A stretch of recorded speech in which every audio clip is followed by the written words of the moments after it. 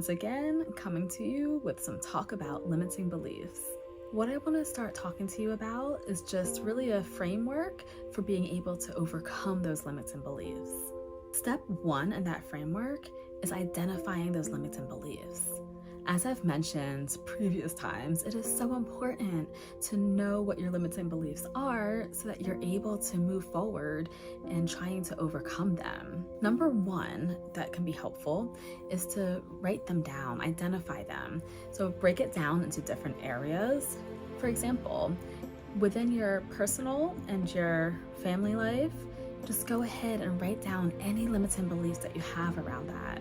For example, do you feel that there's people around you that are not supportive? Do you believe that they don't have your best interests at heart? Do you believe that they're holding you back? And the next piece of that is your financial situation. I want you to write all of those limiting beliefs that you have around your financial situation. What do you believe about your ability to create situations where you can make more money? Another area to write about is your thoughts about people in general. Do you believe that everybody is out to get you? Do you believe that people are generally dishonest? On the flip side, do you believe that people are generally good? Do you believe that you're compassionate and have empathy towards other people? Along these lines, now write down all of your beliefs related to health. Do you believe that you're particularly healthy? Do you believe that your health can hold you back from reaching higher levels in your business? Once you have a pretty extensive list of your daily beliefs that you carry about yourself, it is time to look them over and to analyze them. We're really trying to look at which beliefs empower you to be the best person that you can be. You also want to take a look at some of those beliefs that might actually be hindering you.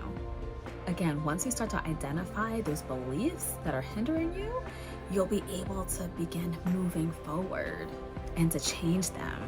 When you're doing this exercise, you may have some trouble identifying some of those hindering, limiting beliefs that are holding you back.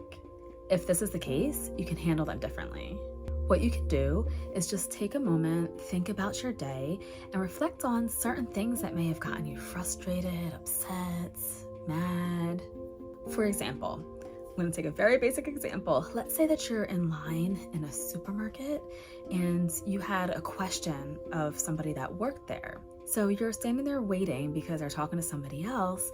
Somebody else comes up behind you and has a question themselves. And instead of this person reaching out to you to be able to answer your question, they end up looking past you and answering the question of somebody else.